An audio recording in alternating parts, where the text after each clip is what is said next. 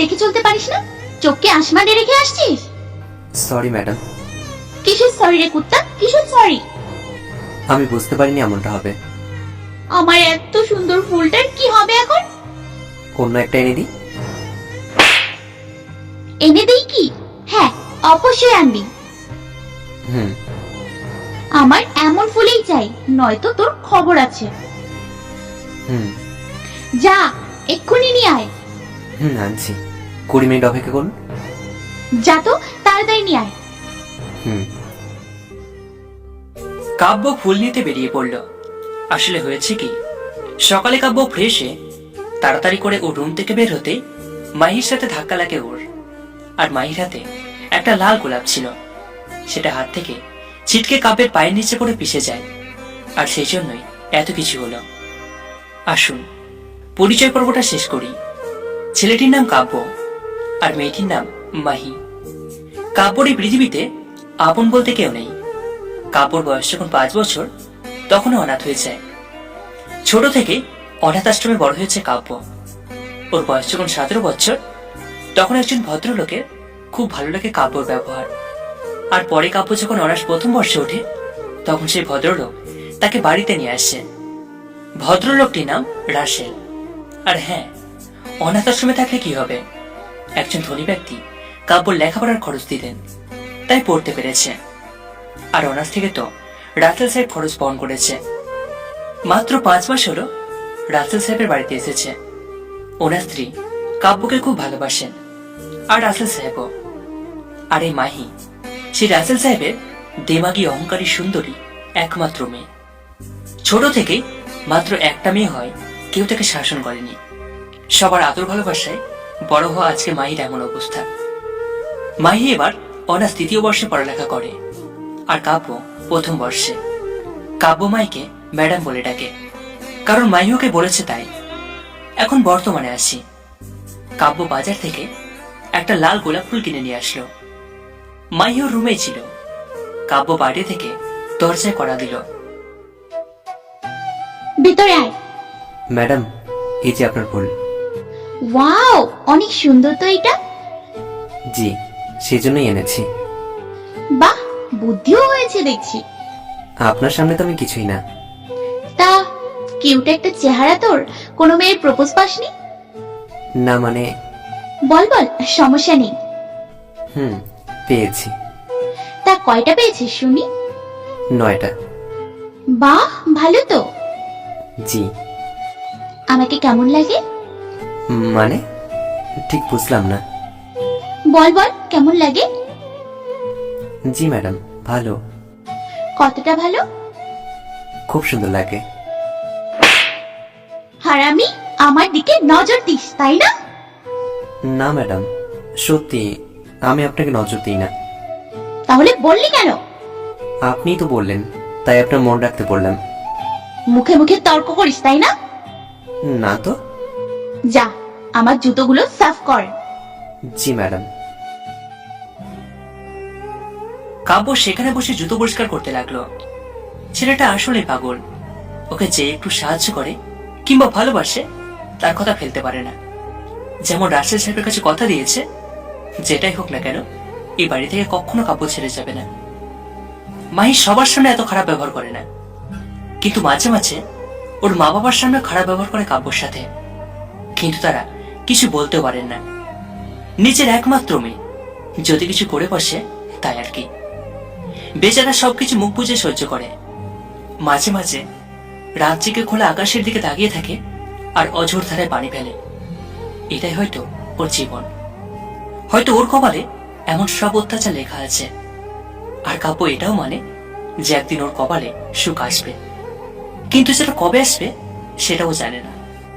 মাঝে মাঝে ভাবে হয়তো সে সামান্য সুখটুকু ওর কপালে নেই। জুতোগুলো পরিষ্কার করে কাব্য নিচে চলে আসলো। এসে সামান্য নাস্তা করে নিল। তারপরে ও রুমে গিয়ে আবার একটু ফ্রেশ হয়ে ভার্সিটি যাওয়ার জন্য রেডি হলো। বাড়ি থেকে ভার্সিটি প্রায় 3 কিমি দূরে। মাহি রোজ ওদের গাড়ি করে যাতায়াত করে, আর কাব্য হেঁটে হেঁটে চলাফেরা করে।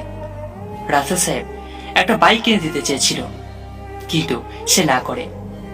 রাসেল সাহেব জোর করা সত্ত্বেও সে নিতে অস্বীকার করে। তো কাব্য রেডি হয়ে হেঁটে হেঁটে যেতে শুরু করলো ভার্সিটিতে। একটু পরে মাহিও রেডি হয়ে বেরিয়ে পড়লো গাড়ি নিয়ে। 20 মিনিট সময় লাগে কাব্যর, আর মাহির সময় লাগে মাত্র 5 মিনিট। কলেজে পৌঁছে মাহি গাড়িটা পাশে রেখে একটা গাছের নিচে বসে আছে। একটু পরে কাব্য ভার্সিটিতে আসলো। ওই এদিকে শোন। জি ম্যাডাম, বলেন। এই নে চাবি, আর গাড়িটা পার্ক করে আয়। জি। তাড়াতাড়ি। আচ্ছা। কাব্য চাবিটা নিয়ে গাড়িটা পার্ক করে আসলো। কাব্য আরো আগে কার গাড়ি চালানো শিখেছে, তাই সমস্যা হয় না। আর তাছাড়াও মাঝে মাঝে কাব্যকে গাড়ি পার্ক করতে বলে। ম্যাডাম, এই নিন চাবি। তোর কাছেই রাখ। কেন? রাখতে বলেছি, রাখবি, এত প্রশ্ন কিসের? আচ্ছা, রাখছি। সে চাবিটি তার পকেটে রাখলো। বিকেল 5টার দিকে ভার্সিটির ক্লাস শেষ হলো। কাব্য সোজা গাড়ির কাছে আসলো, কারণ চাবি ওর কাছে আছে। একটু পরে মাহিও গাড়ির কাছে আসলো। নে ড্রাইভ কর তুই। আমি? আজ থেকে তুই আমার পাক্কা চাকর, সব কাজ করবি আমার। জি। আজ থেকে তুই আমার গাড়ির ড্রাইভার। এখন তাড়াতাড়ি বাসে চল। জি, উঠুন। মাহি পিছনের সিটে বসলো, আর কাব্য গাড়ি ড্রাইভ করে বাসায় নিয়ে আসলো। মাহি গাড়ি থেকে নেমে বাসার ভিতরে চলে গেল, আর কাব্য মাহির পিছন পিছন বাসায় প্রবেশ করলো। বাসার ভিতরে যেতেই বাঁচাও বলে চিৎকার করে উঠল। বাসার ভিতরে প্রবেশ করার একটু পরেই মাহি সিঁড়ি বেয়ে উপরে উঠে ও রুমের দিকে যাচ্ছিল, আর তখনই হঠাৎ মাহির পা পিছলে যায়। বাঁচাও বলে চিৎকার দিয়ে ওঠে। কাব্য দৌড়ে গিয়ে মাহিকে ধরতে চায়, কিন্তু অনেক দেরি হয়ে যায়। মাহি সিঁড়ি থেকে নিচে পড়ে অজ্ঞান হয়ে যায়, আর মাথাটা একটু ফেটে যায়, সেই জন্য রক্ত পড়ছিল। এই দৃশ্য দেখে মাহির মা দৌড়ে এসে মাহির মাথাটা কোলে নিয়ে ওকে ডাকতে আর কাঁদতে লাগলো। তখন কাব্য গিয়ে মাহিকে কোলে করে নিয়ে গাড়িতে নিয়ে আসলো, আর সাথে সাথে ওর মাও আসলো। মাহির বাবা তখন বাসায় ছিল না। গাড়িতে উঠিয়েই তাড়াতাড়ি করে কাব্য নিচে ড্রাইভ করে ওকে হসপিটালে নিয়ে আসলো। 20 মিনিটের রাস্তা 10 মিনিটে আসে। তাহলে বুঝতেই তো পারছেন কত স্পিডে গাড়িটা নিয়ে এসছে। গাড়ি থেকে নেমে আবার মাইকে কোলে করে নিয়ে হসপিটালের ভিতরে এনে একটা বেডে শুয়ে দিল। তখন দুজন নার্স আর একজন ডাক্তার এসে ওকে অপারেশন থিয়েটারে নিয়ে যায়। তখন কাব্য মাহির বাবাকে ফোন করে ডেকে নিল। খবর শুনে তিনিও সাথে সাথে চলে আসলেন।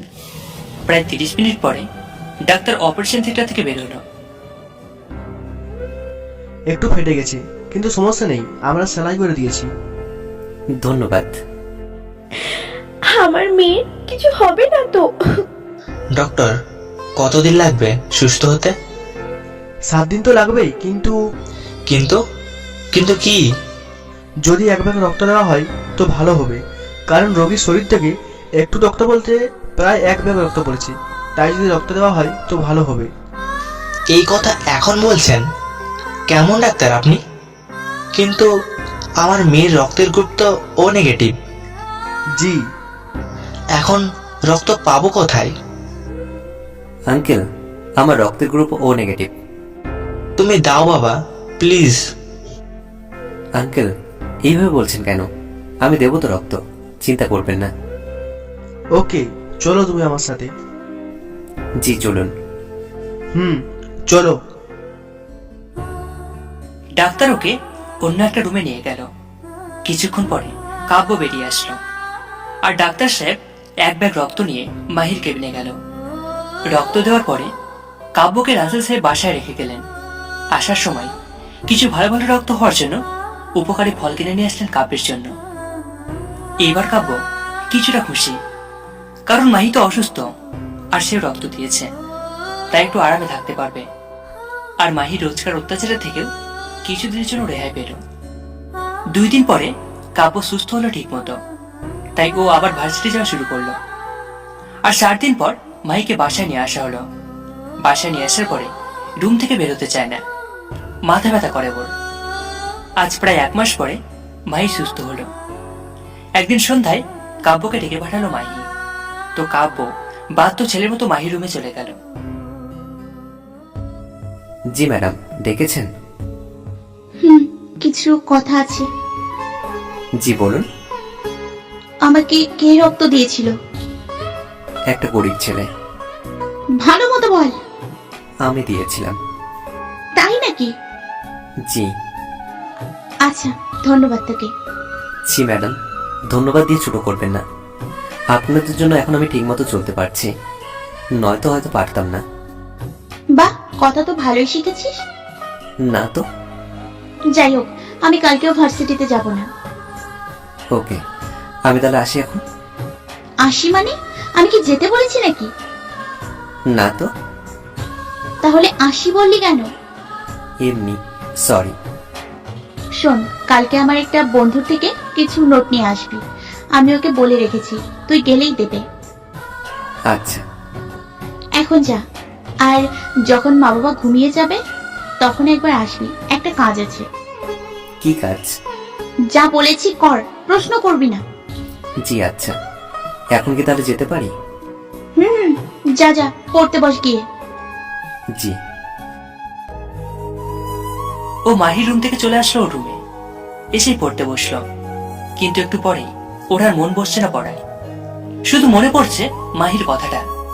সবাই ঘুমিয়ে যাওয়ার পরে ওকে যেতে বললো কেন? এসব ভাবতে ভাবতে কাপের পড়াটাই আর হলো না। গিয়ে শুয়ে পড়লো বিছানায়। রাত প্রায় 10:30 বাজে। তখন সবাই একসাথে ডিনার করে যে যার রুমে চলে গেল। রাত যখন 11:30, তখন বাড়ির সবাই ঘুমের ঘোরে। তখন কাব্য মাহির রুমের দিকে গেল। হৃৎপিণ্ড ধুকপুক ধুকপুক করছে। দরজায় আস্তে করে ধাক্কা দিতেই দরজা খুলে গেল। আর দরজা খুলতেই সরি ম্যাডাম, বুঝতে পারিনি দরজা খোলা আছে। আরে না, তোর জন্যই তো খোলা রেখেছি। ও এখন দরজাটা লক কর ভালো করে। কেন? কেউ যেন বুঝতে না পারে ভেতরে কি চলছে, তাই। কি হবে এখন? আরে দরজা লাগা তো। আচ্ছা, লাগিয়ে দিচ্ছি। এখন বিছানায় বস। কেন? এত প্রশ্ন না, যা বলছি কর। আচ্ছা। বিছানায় মাহির পায়ের কাছে বসলো। একদম ঠিক জায়গায় বসেছিস। এখন কি করব বলুন? যে জন্য ডেকেছি সেটা করবি। কি জন্য ডেকেছেন ম্যাডাম? ও, তোকে তো বলাই হয়নি। বলুন এখন। তোকে তো পা টেপার জন্য ডেকেছি। ও, কি? অবাক হওয়ার কিছুই নেই, তুই তো আমার চাকর আর আমি তো তোর সিনিয়র, তাই পা টেপ, পাপ হবে না। ও, হা করে কি দেখছিস? পা টেপ। কাব্য মাহির পা টিপতে লাগলো। আর মাহি আরামে চোখ বন্ধ করে ঘুমানোর চেষ্টা করছে। আমি পারলে তোরই দিয়ে আমার পা টিপাইতাম, শয়তান মায়া একটা। পা টিপতে টিপতে কাব্যের ঘুম লেগে যায়। তারপরও পা টিপেই চলেছে। হঠাৎ করে ঘুমে পা টেপা বন্ধ হয়ে যায়। আর মাহি তখন কাব্যকে জোরে একটা লাথি মারে। ঘুমের ঘোরে নিজের ভারসাম্য ঠিক করতে না পারায় খাটের এক কোনায় গিয়ে মাথাটা ধাক্কা লাগে আর কপালটা কেটে যায়। কাব্য সেটা বুঝতে পারেনি, শুধু বুঝেছে যে একটু ব্যথা করছে। কাব্য আবার ঠিক মতো বসে মাহির পা টিপতে লাগলো। হঠাৎ করে কয়েক ফোঁটা রক্ত কাব্যর কপাল থেকে মাহির পায়ে পড়লো। এই, পায়ে কি দিলি? কই? ভালো করে দেখ, থুথু দিলি নাকি? না ম্যাডাম। দেখি দেখি। মাহি উঠে বসে আলো দিয়ে দেখলো লাল রঙের পানি। তারপরে কাব্যের দিকে আলো দিয়ে দেখে কপাল কেটে গেছে। ছি, তোর রক্ত পড়ে আমার পাটা নোংরা করে দিলি। কই রক্ত? কপালে হাত দিয়ে দেখ। ছি, রক্ত পড়ছে। পাটার কি অবস্থা করলি? যা, ভাগ রুম থেকে। কেমন খারাপ মেয়ে! ছেলেটার কপাল কেটে রক্ত পড়ছে আর ওর পা নোংরা হলো সেটা নিয়ে রাগ করছে। হায় রে মানুষ! যা এক্ষুনি রুম থেকে, নয়তো তোর 12টা বাজাবো। জি যাচ্ছি।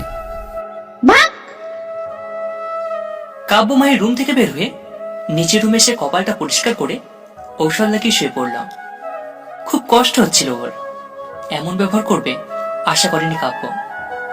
ওর কপাল কেটে গেছে, কিন্তু ওটা পরিষ্কার না করে মাহি ওকে আরো বকা দিয়ে বের করে দিল রুম থেকে। এসব ভাবতে ভাবতে ঘুমিয়ে পড়েছে। পরের দিন সকালে ঘুম থেকে উঠে ফ্রেশে নাস্তা করতে আসলো কাব্য। কি ব্যাপার কাব্য, তোমার কপালে কি হয়েছে? না আঙ্কেল, তেমন কিছু না। কি হয়েছে বলো। ওই কাল রাতে খাটের সঙ্গে ধাক্কা লেগেছে, আর সেই জন্য হালকা একটু কেটে গেছে। ডাক্তার দেখাতে হবে নাকি? না না, তেমন কিছু না। আচ্ছা, নাস্তা করো। হুম। সবাই একসাথে নাস্তা করলো, কিন্তু মাহিও রুমে ছিল, সেখান থেকে সে বের হয়নি। নাস্তা করার শেষে কাব্য ও রুমে এসে রেডি হয়ে ভার্সিটির জন্য বেরিয়ে পড়ল। 20 মিনিট পর ভার্সিটি চলে আসলো। তখন কিছু বড় ভাইয়া ওকে ডাক দিল। ওরা 3য় বর্ষে পড়ালেখা করে। কিরে কিউট পোড়া, এদিকে আয়। এই ফুলটা নে, আর এই মেয়েটাকে গিয়ে দে, আর আই লাভ ইউ বলবি যা। কাব্যকে একটা লাল গোলাপ ফুল দিয়ে কথাটা বলল, আর তখনও পিছনে ঘুরতেই তো অবাক। ওর চোখ তো কপালে উঠে গেল। না ভাইয়া, পারবো না প্লিজ। আর আমি তো নতুন না, আমার সাথে কেন র্যাগিং করছেন? দিবি নাকি প্রিন্সিপালের কাছে গিয়ে তোর নামে বিচার দেব? প্লিজ না, তুই যা। প্লিজ ভাইয়া। ওই গেলাম কিন্তু। আচ্ছা যাচ্ছি। কাব্য ফুলটা হাতে নিয়ে 1 পা 2 পা করে এগোতে এগোতে ওর কাছে চলে গেল। I love you. শয়তান ছেলে, লজ্জা করে না বড় আপুকে প্রপোজ করিস? আপু বিশ্বাস। চুপ কর, লুচ্চা কোথাকার। না আপু। আবার মুখের উপর কথা বলিস? মাহি ঠিক করে তোকে মারে। আপু আমি ইচ্ছে করে প্রপোজ করিনি। তো কি নিয়ে প্রপোজ করছিস? 2টা বড় ভাই আমাকে প্রপোজ করতে বললো। মানে? ওই যে দেখেন, ওই 2টা বড় ভাই। আচ্ছা তুই দাঁড়া, আমি আসছি। মারিয়া ওই দুটো ছেলের কাছে চলে গেল। গিয়ে অনেক কিছু বলে দূর থেকে বোঝা যাচ্ছে। তারপরে ছেলে দুটো মাথা নিচু করে চলে গেল। মারিয়া আবার কাব্যের কাছে চলে আসলো। কাব্য মাথা নিচু করে দাঁড়িয়ে আছে। ছোট বাবু, সরি রে, আমি জানতাম না তো। হুম। এই মাথা উঁচু করো। জি আপু। খুব লেগেছে নাকি? এসব কিছু না, কেন? প্রায় প্রতিদিনই তো খেতে হয়, তাই। কেন? কি দোষ করো? এই যে আপনি যেমন না বুঝিয়ে মারলেন, ম্যাডামও ঠিক না বুঝিয়ে মারে। তোমার কিউট চেহারার মতো তুমিও ভালো। বাবা, লজ্জা পেয়েছো নাকি? জানি না। আচ্ছা বুঝেছি আমি। এখন ক্লাসে যাও, ছুটি হলে আমার সাথে এখানেই দেখা করবে। হুম ক্লাসে যাও। হুম, টাটা। টাটা। কাব্য ক্লাসে চলে গেল, আর একটু পরে মারিয়া ক্লাসে চলে গেল। আপনারা নিশ্চয় ভাবছেন মারিয়াকে। মারিয়া হলো মাহির ফ্রেন্ড, আর মাহি এর কাছে নোট নিতে বলেছে। আর প্রপোজ করার কথা শুনে কাব্য ঘাবড়ে যায়, কারণ যদি নোটগুলো না দেয় তাহলে তো বাসায় মাহির 14টা বাঁচাবে। আশা করি এখন বুঝছেন। 5:30 ক্লাস শেষ হলো। কাব্য ক্লাস থেকে বের হয়ে সোজা সেই জায়গায় চলে গেল। একটু পরে মারিয়া চলে আসলো সেখানে। মাহি নোট নিয়ে যেতে বলেছে, তাই না? জি আপু। চলো। কোথায়? মাহির পাশে। ও চলো তো। জি চলেন। মারিয়া আর কাব্য বেরিয়ে পড়ল। এই ফুকিনি টুকু মারিয়ারও নিজস্ব গাড়ি আছে। হায় রে ফুকিনি রে, আমার তো নিজস্ব একটা মোবাইলও নেই। সে যাই হোক, একটু পরে ওরা দুজনে চলে আসলো বাসায়। বাসায় এসে কাব্য ওর রুমে চলে গেল, আর মারিয়া গেল মাহির রুমে। কিরে, কেমন আছিস? ভালোই। তুই? ভালো। এই নে তোর নোট। দিদি, আজকে কি হয়েছে জানিস? কি হয়েছে রে, বল না।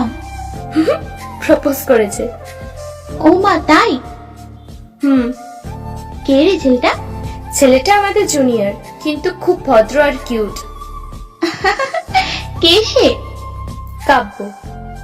কি বললি? কাব্য। ওই, তুই কোন কাব্যর কথা বলছিস? কেন? তোদের বাসায় যে থাকে সে কাব্য। কি? হুম। আচ্ছা। কথাটা বলে মাহি খাট থেকে নেমে সোজা কাব্যর রুমের দিকে চলে গেল। গিয়ে দরজা খুলে কাব্যের কাছে গেল আর ঠাস ঠাস করে 4টে থাপ্পড় বসিয়ে দিল কাব্যর গালে। কাব্য তো হাবলার মতো তাকিয়ে আছে মাহির দিকে। হঠাৎ এভাবে মারার কারণ কি? আর থাপ্পড়গুলো এতই জোরে ছিল যে কাব্যর ঠোঁট কেটে অনেকটা রক্ত পড়ছে। তখন মারিয়া আসলো কাব্যর রুমে, আর রুমে আসতেই হাই আল্লাহ, ওই কি করলি ছেলেটার? ঠিক করেছি। না, ঠিক করিসনি। হ্যাঁ ঠিক করেছি। ওর সাহস কি করে হয় তোকে প্রপোজ করার? চুপ। না জেনে না বুঝে আগে আগে শাস্তি দেওয়াটা তো তোর অভ্যাস হয়ে গেছে, তাই না? মানে? তারপরে মারিয়া ওকে সবকিছু খুলে বলল। আর ওসব কথা শুনে মাই সোজা কাব্যের রুম থেকে বের হয়ে চলে গেল। খুব লেগেছে, তাই না? না না, এই কিছু না। হুম, বুঝি। ইস, রক্ত পড়ছে তো। টেবিলে তুলো ঢাকা ছিল। ও সেখান থেকে কিছু তুলো নিয়ে রক্তগুলো মারিয়া নিজেই পরিষ্কার করতে লাগলো আর সামান্য ঔষধ লাগিয়ে দিল। এ কি, কাঁদছো কেন? জীবনে কেউ এভাবে যত্ন নেয়নি তো। আমি কই যত্ন নিলাম? এটুকু তো করতেই হবে মানুষ হিসাবে। আমার কপালে এই সুখটুকু জোটেনি। ও আচ্ছা, মন খারাপ করো না। হুম, হুম। একটা কাজ করলে কেমন হয়? কেমন কাজ? আজ থেকে আমরা বন্ধু। কিন্তু তা কিভাবে সম্ভব? কেন সম্ভব না? কেন? আপনি তো আমার সিনিয়র। হুম, তো বন্ধু কিভাবে? আপনি তো বড় আপু। চুপ, একদম চুপ। আপু ডাকবে না। কিন্তু আবার কথা বলে? ওকে, কিন্তু তারপরে একটা বড় সমস্যা আছে। আবার কি? আপনি বড়লোক আর আমি গরিব। ফকির বললে চলে। চুপ, তুমি তো মানুষ। জি। তাহলে আর কোনো কথা হবে না। হুম। আমি তাহলে আপনাকে কি বলে ডাকবো? কেন নাম ধরে ডাকবে? কি? এটা হবে না। একদম খুন করব যদি না বলিস তো। আমি কখন না বললাম? মারিয়া বলেই তো ডাকবো। এই তো, গুড বয়। আমি আসি তাহলে। এটা বলে মারিয়া রুম থেকে বের হয়ে চলে গেল। হুম, আর গুড বয় বললো, তাই না? ও তো ভয়ের ঠেলায় নাম ধরে ডাকতে চাইল।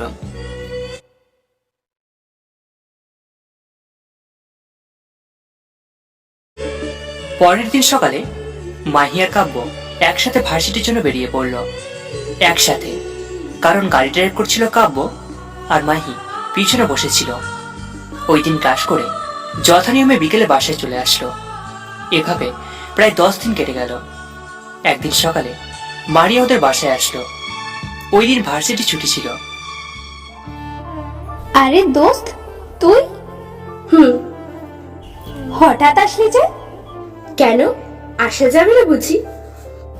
আরে না, তুই যখন ইচ্ছা আসবি। হুম, তা চা কফি কিছু খাওয়াবি না? হুম, দাঁড়া। কাব্য, এই কাব্য, ওকে ডাকছিস কেন? কফি আনতে। তখন কাব্য আসলো। জি ম্যাডাম, বলুন। যা, 2টা কফি নিয়ে আয়। আচ্ছা। কথাটা বলে সোজা নিচে কফি নিতে চলে আসলো। ওকে পাঠালি কেন? ও তো চাকর না। আরে না, চা করি, তুই বুঝবি না। কেন? এই যে কফি। ম্যাডাম, এটা আপনার। আর মারিয়া, এটা তোমার। এই কথা শুনে মাহি কফির কাপটা পাশে রেখে কাপের দিকে ছুটে আসলো। এসে ঠাস করে একটা থাপ্পড় দিল কাপের গালে। আবার থাপ্পড়টা দিতে যখন হাত তুললো, তখন মারিয়া মাহির হাতটা ধরে মাহির গালে ঠাস করে একটা থাপ্পড় দিল। মাহি গালে হাত দিয়ে পুরোই অবাক হয়ে মারিয়ার দিকে তাকিয়ে আছে। কাব্য খুব অবাক হয়ে গেল, কারণ মারিয়া হঠাৎ করে মাহিকে থাপ্পড় মারবে এটা কাব্য কিংবা মাহি কেই ভাবতে পারেনি। মাহি গালে হাত দিয়ে আছে।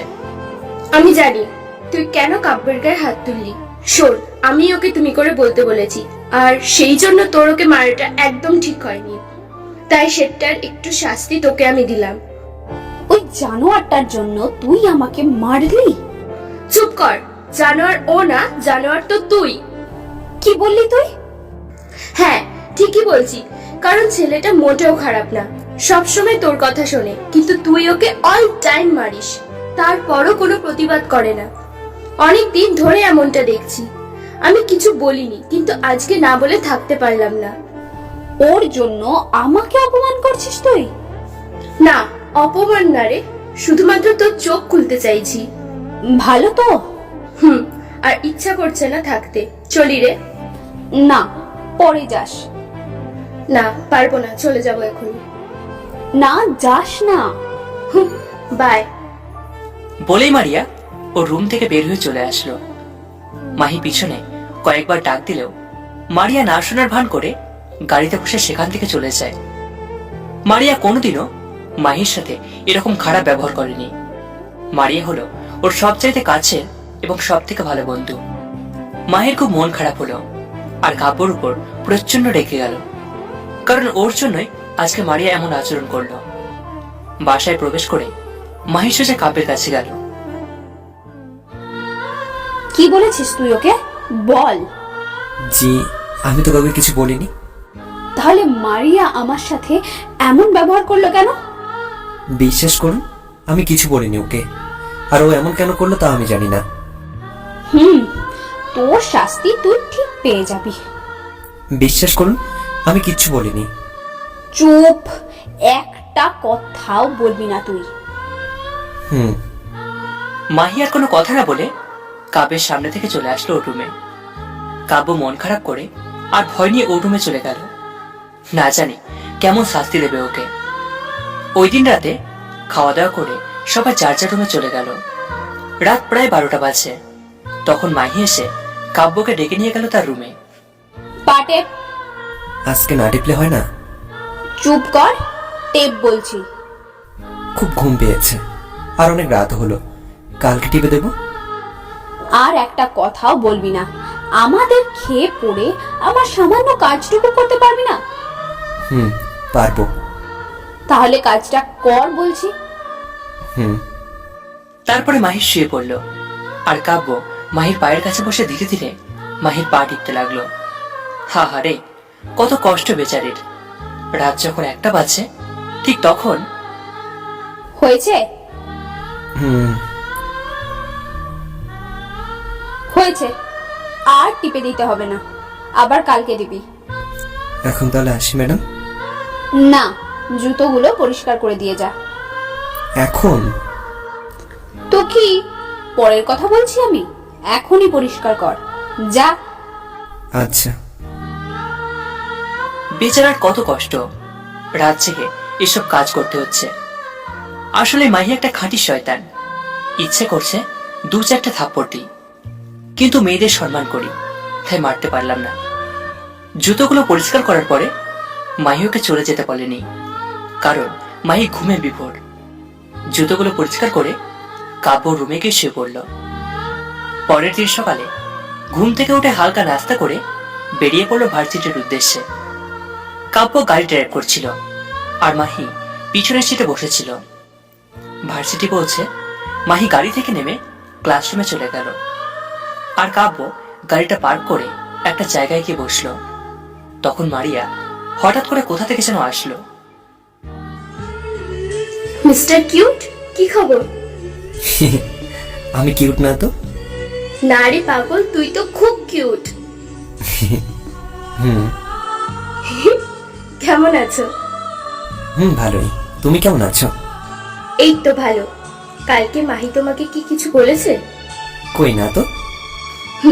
আমি জানি, বলতে হবে না তোমাকে। কালকে ওইভাবে চলে আসলে কেন? ভালো লাগছিল না তাই। আচ্ছা, ক্লাস শুরু হবে আমার, আর তোমাদেরও। আসি। আমিও। দুজন তাদের আলাদা আলাদা ক্লাসে চলে গেল। ছুটির পরে আবার বাসায়। এভাবে 4টে দিন কাটলো। 5ম দিনে ভার্সিটি যাওয়ার কিছু ছেলে কাব্যের কাছে আসলো। এই, তুই কাব্য না? জি বলুন। ভালো হয়ে যা। আমি কি করলাম? আবার কথা বলছিস? আজব তো, আমি কি করলাম? তোকে শিক্ষা দিতে হবে, বুঝেছি। ওই কে রে তোরা? এত ভাব মারিস কেন? ভয় পাই না আমি ওকে। সাহস দেখে। তোরা কোন ভার্সিটির রে? দাঁড়া, ভার্সিটি ছুটি হোক, তারপরে বোঝাবো। যা ভাগ, আমি ভয় পাই না। দেখে নেবো তোকে। দেখ, তোর সামনেই তো আছি। চল তো, একে পরে দেখবো। যা ভাগ। ছেলেগুলো চলে গেল আর কাব্য ক্লাসরুমে চলে গেল। সেদিন মাহি আর কাব্য ভালোভাবে বাসায় যায়। পরের দিনও ভালোভাবে কাটে, কিন্তু সপ্তম দিনে যখন ভার্সিটি পৌঁছে তখন কাব্য ভার্সিটি থেকে বাইরে বের হলো একটা দোকানে যাওয়ার জন্য। হঠাৎ দ্রুত একটা বাইক আসছিল। বাইকটা দ্রুত কাব্যের দিকে আসছিল, কিন্তু কাব্য সেটা লক্ষ্য করেনি। কিন্তু যখন কাব্যের কাছে আসলো তখনও পাশে একটু তাকালো। তাকিয়ে তো ওর চোখ আকাশে চলে গেল, কারণ বাইকটা একদম ওর কাছে চলে আসলো। সেখান থেকে দূরে যাওয়ার সময়টাও পেল না। ওই না, আর বলতে পারলো না। বাইকটা কাব্যকে ধাক্কা দিল, আর ও একটু দূরে গিয়ে ছিটকে পড়লো। বাইকটাও পড়ে যেত, কিন্তু চালক তার ভারসাম্য ঠিক রেখে সেখান থেকে চলে যায়। কাব্য একটু উঠে দাঁড়ানোর চেষ্টা করছিল, কিন্তু পারছিল না। আর তখন সেখানে সে তিনজন ছেলে আসলো, যারা ওকে হুমকি দিয়েছিল, হাতে হকি স্টিক। সেদিন তো খুব বকবক করছিলি, আজ বল কিছু। কাব্য কোনো কথা বলতে পারছে না। কয়েকটা জায়গা কেটে গেছে, কপাল থেকে টপ টপ করে রক্ত পড়ছে। কি রে, কি দেখছিস? কথা বল। সবাই হাসতে লাগলো, আর তিনজন তাদের হকি স্টিক দিয়ে মারতে লাগলো কাব্যকে। ব্যথার যন্ত্রণায় কোকিয়ে উঠল। তারপরও ওদের মনে কোনো দয়া হলো না, মারতেই থাকলো। ব্যথায় কাব্য চিৎকার করছে। তখন কিছু লোক এগিয়ে আসলো, আর ছেলেগুলো কাব্যকে জোরে কয়েকটা মেরে বাইক নিয়ে সেখান থেকে চলে গেল। আর কাব্য ততক্ষণে ওর জ্ঞান হারিয়েছে, কারণ শেষের মারগুলো ওর মাথায় আঘাত করেছে, যার কারণে কাব্য তার জ্ঞান হারিয়ে ফেলেছে। লোকগুলো এগিয়ে আছে, তাদের মধ্যে একজন ভার্সিটির ছাত্র। ও দ্রুত ভার্সিটি গিয়ে কাব্যের বন্ধুগুলোকে বলল। আর তখন মারিয়াও সেই কথাটা শুনতে পায়, আর ও দ্রুত চলে যায় কাব্যের কাছে। সেখানে সে দেরি না করে মারিয়া ওর গাড়িতে উঠিয়ে কাব্যকে হসপিটালে নিয়ে চলে আসলো। কাব্যর দুটো বন্ধুও ওদের সাথে আসলো। গাড়ি থেকে নেমে ওরা দুজনে কাব্যকে ধরে একটা বেডে শুয়ে দিল। মারিয়া ফর্মটা পূরণ করলো। তারপর ডাক্তার এসে কাব্যকে অপারেশন রুমে নিয়ে গেল। 30 মিনিট পরে ডাক্তার বের হলো। কি হলো ডক্টর? এই ছেলেটার এমন অবস্থা কেমন করে হলো? কিছু ছেলে নাকি মেরেছে আর বাইকের ধাক্কা দিয়েছে। ও, 4 জায়গায় সেলাই দিতে হয়েছে। কি কি হয়েছে? কপালের কোণে, পায়ে, হাতে আর মাথার পেছনে ফেটেছে। ও ঠিক আছে তো? এখন ঠিক আছে। রক্ত দিতে হবে? কিন্তু না দিলেও চলে। বুঝলাম না ঠিক। ছেলেটার শরীরে একদম ঠিক পরিমাণ রক্ত, আজ 5% রক্ত পড়েছে, তাই তেমন ভয় নেই। ও আচ্ছা। ওর বাড়ির লোককে ডাকো। কিন্তু ওকে বাড়ি নিয়ে যাওয়া যাবে কি? 2 দিন পরে। আচ্ছা ঠিক আছে, ওর সাথে কি দেখা করতে পারি? না, এখন না, একটু পরে। ঠিক আছে। এদিকে মারিয়া রাসেল সাহেব আর তার স্ত্রীকে ডাকলো। মাহিকেও ডেকেছে, কিন্তু সে আসেনি। একটু পরে মারিয়া রাসেল সাহেব ও তার স্ত্রী কাপের বেডের কাছে গিয়ে বসলো। ওনাদের দেখে কাপও উঠে বসতে চাইলো, কিন্তু রাসেল সাহেব বারণ করলেন। এখন কেমন লাগছে বাবা? জি আন্টি, ভালো। ব্যথা করছে খুব, তাই না বাবা? একটু তো ব্যথা করছি। যারা তোমার এমন করেছে তাদের ভালো হবে না, তিলে তিলে মরবে। না আন্টি, কাউকে অভিশাপ দেবেন না, হয়তো টাকার জন্য এমন করেছে। এখন তুমি রেস্ট নাও। কে এমন করেছে? তুমি কি ওদের চেনো? না আঙ্কেল, একবার হুমকি দিয়েছিল। কে তারা? না, আমি তাদের চিনি না। তুমি শিওর তো? আঙ্কেল। আচ্ছা, তুমি রেস্ট নাও, দুপুরে তোমার আন্টি খাবার আনবে। ওকে। চলো, রান্না করবে। চলো। ওনারা চলে গেলেন। তখন মারিয়া কাব্যের কাছে এসে বসলো। কেমন আছে এখন? খুব ভালো। ওই, এটা মজা করার সময় না। থাপ্পড় দিয়ে দাঁত ফেলাই দিল। কে ছিল ওরা বলো? জানি না তো। সত্যি বলো বলছি। আরে আমি জানি না। ওকে ভাই, আজকের পর থেকে কোনো বন্ধুত্ব নেই আমাদের। ওই রাগ করো কেন? তাহলে বলো ওরা কে ছিল? ম্যাডাম ওদের ভাড়া করেছিল আমাকে মারতে। কি? মাহি? তুমি কেমন করে জানলে? আজকে সকালে শুনেছি। ফোনে কাউকে বলছিল আমাকে যেন উচিত শিক্ষা দেয়। আজকে ওর একদিন কি আমার একদিন? ওই ওনাকে কিছু বলবে না। চুপ, একদম চুপ। দেখো, যদি ম্যাডাম কিছু জানতে পারে তাহলে তোমার আর আমার বন্ধুত্ব শেষ। কিন্তু তোমাকে মারতে চেয়েছে ও। মারতে চেয়েছে, মেরে ফেলতে না। ধ্যাত। যাও ভার্সিটি যাও। না। কেন? ক্লাস তো আছে তোমার। তো যাও। ও, আমি এখানে আছি তাই বিরক্ত লাগছে, তাই না? আরে কি বলো, একদমই না। তাহলে যেতে বলছো কেন? ওকে, থাকো এখানে, আর পারলে কিছু ফল কেটে দাও। গুড বাই দিচ্ছি। দুদিন পরে কাব্যকে বাসায় নিয়ে যাওয়া হলো। কিন্তু তারপরও মাহি ওর উপর অত্যাচার করতোই। যেমন মাঝে মাঝে এইটা করতে বলতো, ওটা করতে বলতো। কাব্যের খুব কষ্ট হতো কাজগুলো করতে। 8 দিন পরে ওর ছোট চারটে সেলাই কেটে দেওয়া হলো। সেলাই কাটা 2 দিন পরে শোন, আজকে রাতে পার্টিতে আসবি। আর কিছুদিন পরে দেব। কেন? এতদিন বসে বসে গিললি, এতে পেট ভরেনি? সরি, যাবো রাতে পার্টিতে। গুড। জি। এই দিন রাতে প্রায় 1 ঘন্টা ধরে পা টিপিয়ে দিয়েছে। এতে কাব্যের হাতটা আবার একটু ব্যথা করতে লাগলো। ম্যাডাম, আজকের মতো থাক না, হাতটা খুব ব্যথা করছে। ঢং না করে পেট তো। ম্যাম সত্যি বলছি, কাটা জায়গাটা খুব ব্যথা করছে। ধুর শালা, ছোট লোক, সামান্য একটু লেগেছে তাই এত ঢং। যা ভাগ। মন খারাপ করে রুমে চলে আসলো। এসে হাতে একটু ঔষধ লাগিয়ে শুয়ে পড়লো। পরের দিন সকালে ঘুম থেকে উঠে ফ্রেশ হয়ে খাওয়া দাওয়া করে দুজন বাড়ি থেকে বেরিয়ে গাড়ির কাছে আসলো। ম্যাডাম, কি বল? আজকে গাড়িতে যাওয়া হবে না। কেন শুনি? চাকাতে একটু হাওয়া নেই, হয়তো লিক হয়েছে। এখন কি হবে? রিক্সা করে যাব। না, আজকে হেঁটে যাব, মজাই লাগবে। অনেকটা পথ হাঁটতে হবে তো। আমি যা বলেছি তাই হবে। তুই বাবাকে বলে আয় গাড়ি ঠিক করে রাখতে। আচ্ছা। কাব্য বাসার ভিতরে গিয়ে রাসেল সাহেবকে গাড়ি মেরামতের ব্যবস্থা করতে বলে চলে আসলো বাইরে। কি রে, হয়েছে বলা? জি। তাহলে হাঁ করে তাকিয়ে না থেকে হাঁটা শুরু কর। চলুন। দুজন হাঁটা শুরু করলো। মাহি অনেক বক বক টুকু কথা বলছে, মাঝে মাঝে কাব্য উত্তর দিচ্ছে। আর আজকে কাব্য ভালো করে মাহির দিকে তাকালো। মাহি এমনিতে তো দেখতে একটা পরীর মতো, আর মাহির কথা বলার ধরনটাও চমৎকার।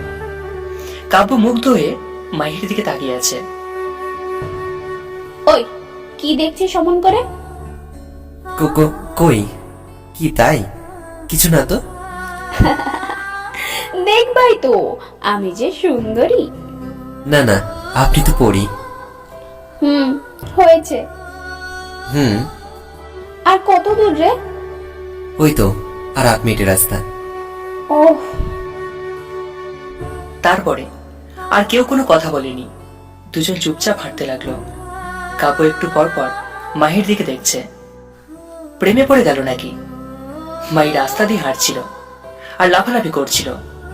হঠাৎ করে মাহি লক্ষ্য করলো একটা গাড়ি ওর খুব কাছে চলে এসেছে। মাহি ভয়ে চিৎকার করলো।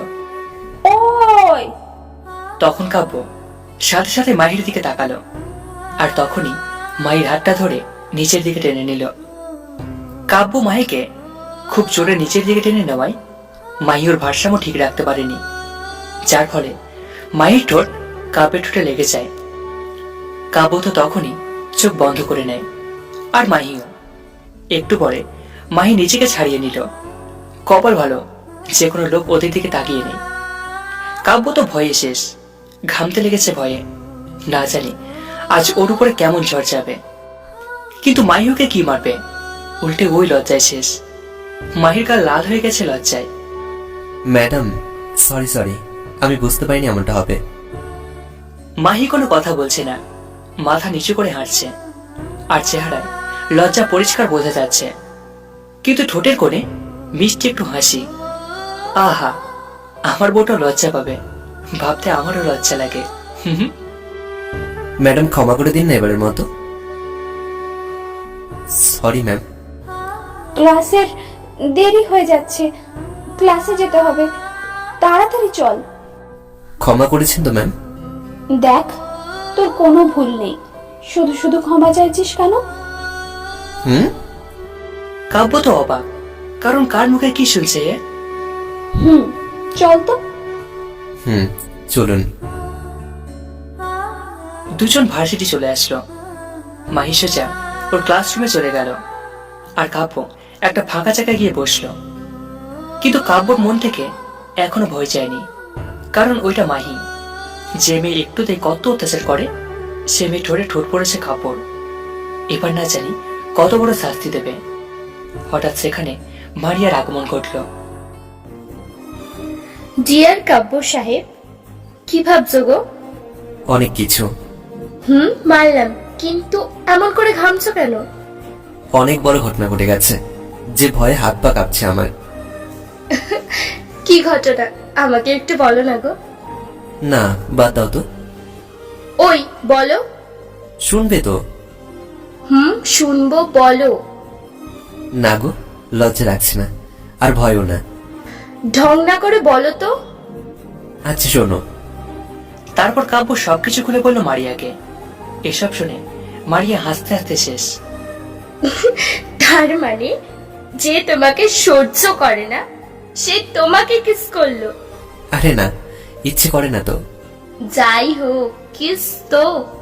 ধুর। আচ্ছা, একটা কথা বলি। বলো। আর হয়তো মাহি তোমার গায়ে হাত তুলবে না। কেন?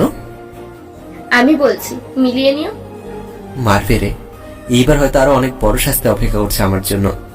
চুপ শয়তান, আমি বলছি না মারবে না। দেখবো নি কেমন সত্য হয় তোমার কথা। গো, সত্যিই হবে। হুস।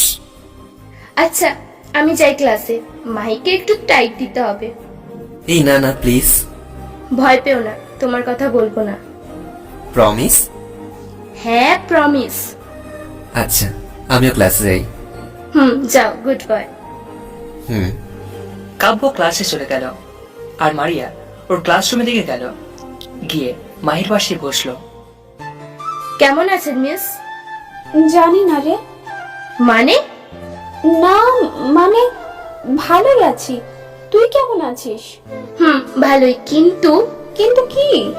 একটা বিষয় আমার মাথায় ঢুকছে না। কি কথা বল। না থাক, বাদ দে। বল না। ওইদিকে দেখলাম কাব্যর চেহারায় লজ্জা আর ভয়, আর এইদিকে তোর চেহারায় লজ্জার ছাপ দেখা যাচ্ছে। কই, আমি কেন লজ্জা পাবো? আমি কি জানি কেন। আচ্ছা, কাব্য কি ভয়ে ঘামছে নাকি? আর বলিস না, ভয়ে ঘামছে, হাত পা কাঁপছে ওর, আর গাল লাল হয়ে আছে।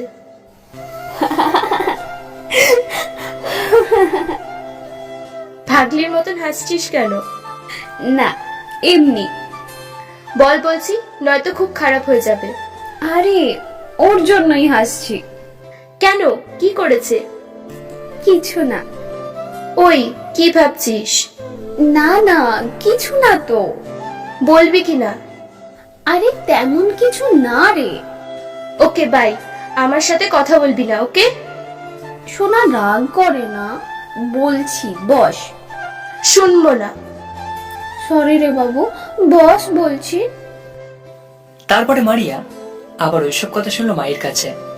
এইসব কথা বলতে গিয়ে মায়ের গাল আবার লাল হয়ে গেছে। ও মা, এ মায়ের এত সরব পাচ্ছে কেন? কিরে, এত লজ্জা কবে থেকে জন্ম নিল তোর?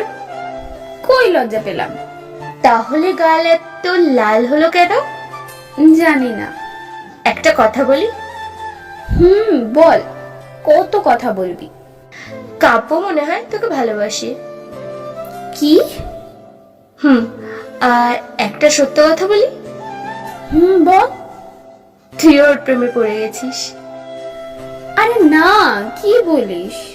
তাই যদি হয় তাহলে তোর গাল লাল কেন? এতক্ষণে তো ওকে মারার কথা তোর। জানি না। আমাদের মাহি তাহলে একটা জুনিয়র ছেলের প্রেমে পড়েছে। ধ্যাৎ। সবাই উঠে দাঁড়ালো, স্যারের শেষে তাই। তারপরে সবাই পড়ায় মনোযোগ দিল। ওই দিন ক্লাস সব শেষ করে বাইরে এসে দাঁড়িয়েছে কাব্য। একটু পরে মাহি আসলো, কিন্তু কাব্যকে দেখেই মাথা নিচু করে ফেলল। যাকে দেখলে কাব্য মাথা নিচু করে, সে কিনা আজ কাব্যকে দেখে মাথা নিচু করছে। মুঝে কই সমঝা তো। চল বাসায় যাব। জি চলুন। দুজন হাঁটতে লাগলো। হঠাৎ করে মাহি নজর পড়লো ফুচকার দোকানে। খাবো, কিন্তু টাকা নেই তো কাছে। কিছু বলবেন? না না, চল বাসায়। জি চলুন। পরে আর কেউ কোনো কথা বলেনি, সোজা বাসায় চলে গেল। সন্ধ্যায় কাব্য একটু বাজারের দিকে আসলো। এসে কিছু একটা খাবার কিনে নিয়ে বাসায় গেল। গিয়েই মাহির দরজায় হালকা ধাক্কা দিল। কে? ম্যাম আমি। ও, আয় ভিতরে। কি করেন? এই তো বসে আছি। তোর পেছনে কি আছে দেখা? রাগ করবেন না তো? আরে না, দেখা। এই যে আপনার জন্য নিয়ে আসলাম। ওয়াও, ফুচকা। জি। দে না, আর দেরি সহ্য হচ্ছে না। নিন খান, আমি যাই। কাব্যকে ফুচকা দিয়ে চলে আসলো রুমে। এভাবে 7 দিন কেটে গেল। এই কয়েকদিনে মাহি ওর সাথে অনেক ভালো ব্যবহার শুরু করেছে, অনেকটা ফ্রেন্ডলি হতে চাইছে। কিন্তু কাব্য গরিব, এই জন্য সেটা হতে দিচ্ছে না। কারণ ওর আর মাহির বন্ধুত্ব মানে না। দিনটা শুক্রবার। কাব্য আজকে সন্ধ্যায় আবার মাহির জন্য ফুচকা নিয়ে আসলো। ম্যাম আপনার জন্য। দে দে, পানি চলে এসেছে মুখে। এই নিন। আপনি খান, আমি যাই। কই যাবি? আমার রুমে যাব। এদিকে আয়। কেন? আসতে বলেছি, আসবি। বলুন। হ্যাঁ কর, কোনো কথা বলবি না। তারপরে কাব্য ভয়ে ভয়ে হাঁ করতে একটা ফুচকা ওর মুখে দিয়ে দিল। কাব্য তো অবাক, এটা ওর সাথে হবে ও কখনো কল্পনা করতে পারেনি। কি হলো, খা। একটু পরে হঠাৎ মাহি বলে উঠল, বিয়ে হয়ে গেলে কেমন হয়? কার? কেন বুঝিস না? না তো। তোরা আমার। কাব্য আর কোনো কথা না বলে ও রুম থেকে চলে আসলো। কারণ কাব্য এবার ভালোভাবে বুঝতে পারছে মাহি ওকে ভালোবাসতে শুরু করে দিয়েছে। কিন্তু কাব্য সেটা মানে না। কাব্য গরিব, আর মাহি বড়লোক বাবার একমাত্র মেয়ে, তাই ওদের কোনো সম্পর্ক মানে না। পরের দিন সকালে কাব্য রেডি হয়েছে ভার্সিটি যাওয়ার জন্য। এমন সময় মাহি ওর হাত ধরে টেনে নিয়ে গিয়ে গাড়িতে বসিয়ে মাহি গাড়ি ড্রাইভ করছে। তাহলে কোথায় যাচ্ছি আমরা? কাজী অফিস। কি? চুপ থাক। না, আমি কাজে অফিসে যাব না। কেন যাবি না কেন? না, আমি কাউকে বিয়ে করব না। কাউকে বিয়ে করতে বলিনি তো, আমাকে বিয়ে করবি। না, একদম না। আপনাকে কেন বিয়ে করতে যাব? কেন? আমার মধ্যে খারাপ কি আছে? ক্লাসে প্রায় সব ছেলে আমার জন্য পাগল। এত ভাব মাইরেন না। আমার ক্লাস প্লাস আপনার ক্লাসের সব ভার্সিটির অনেক মেয়ে ক্রাশ আমি। কি? মাহি গাড়ি ব্রেক করে থামলো রাস্তার পাশে। তারপরে কাপের দিকে তাকিয়ে থাকলো কিছুক্ষণ সময়। হঠাৎ কাপের দিকে এগিয়ে গিয়ে ওর গালে একটা কামড় দিল। আউচ! এটা কি হলো? ব্যথা দিলেন কেন? বেশ করেছি কামড় দিয়ে। কেউ আর কোনো কথা বলল না। মাহি আপন মনে গাড়ি চালিয়ে যাচ্ছে আর কাব্য বসে আছে, কিন্তু সে এখনো জানে না যে সে কোথায় যাচ্ছে। প্রায় 1 ঘন্টা পরে একটা নদীর পাশে রাস্তায় গাড়ি থামিয়ে মাহি গাড়ি থেকে বের হলো।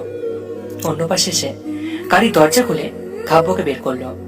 তখন কাব্য কিছুই বলেনি, চুপচাপ বের হলো। চল ওদিকে যাব। কোন দিকে? কোন দিকে আবার? ওই যে নদীর তীরে। কেন? ওখানে গেলে কি হবে? তোর সাহস তো দেখি দিন দিন বাড়ছে। হুম, চল আমার সাথে। চলুন। তারপরে হঠাৎ করে মাহি কাপের হাত ধরে হেঁটে হেঁটে যেতে লাগলো নদীর পাশে।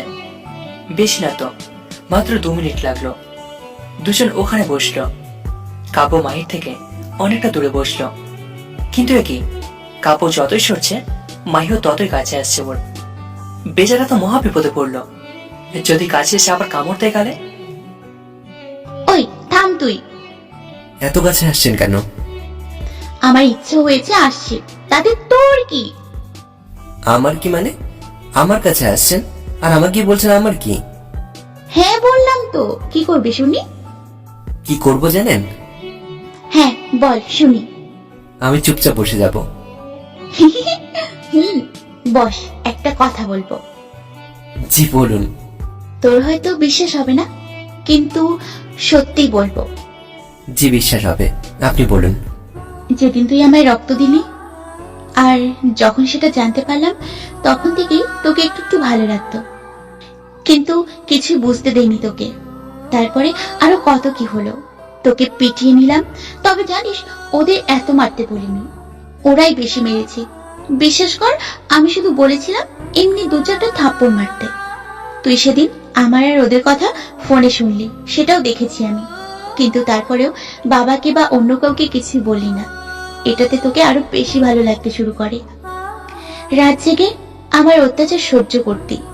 তারপরে সেদিন তোর ঠোঁটে আমার ঠোঁটের স্পর্শ হয়। জানি না, এই আলতো ছোঁয়াতে তোকে ভালোবেসে ফেলেছি। আরো কত কি হলো, তারপরেও তোকে অনেক কষ্ট দিয়েছি, কিন্তু সবগুলোতেই তুই আমার অহংকারটা বন্ধ করে দিয়েছিস। তোকে যত কষ্ট দিয়েছি ততই সহ্য করেছিস তুই। তুই সত্যি একটা পাগল। জানি না এত কষ্ট দেওয়ার মাঝে কখন তোকে ভালোবেসে ফেলেছি। দেখ, আমার কোনো ভুল নেই। মারিয়ার থেকে তোর এত প্রশংসা আর নিজের চোখে দেখা এমন সরলতাকে ভালোবেসে ফেলেছি আমি। আমার দোষ নেই, সব দোষই আমার বেহায়া মনটার। জানিস তো, মানুষের মনটাই এমন, কখন কাকে ভালো লাগে আর কখন কাকে ভালোবেসে ফেলে বোঝা বড় মুশকিল। তাছাড়াও তোকে কি করে ছাড়ি আমি বলতো? তোর রক্ত যে আমার শরীরেও আছে। এইসব কথা মাহি একবার বলে চুপ হয়ে গেল। ভুল কিছু কিন্তু বলেনি, কারণ মানুষের মনটা আসলে বেহায়া। কখন কার মায়ে পড়ে যায় সত্যি বোঝা মুশকিল। মাহির এসব কথা শুনে কাব্য বড় বড় চোখ বের করে মাহির দিকে তাকিয়ে আছে। কারণ আজকে কার মুখে কি শুনছে ও? ওকে নাকি পরীক্ষা করতে এত অত্যাচার করেছে। হাই রে মেয়ে রে, পরীক্ষা করার কত উপায় ছিল, কিন্তু এই মেয়ে অত্যাচারটা বেছে নিয়েছে।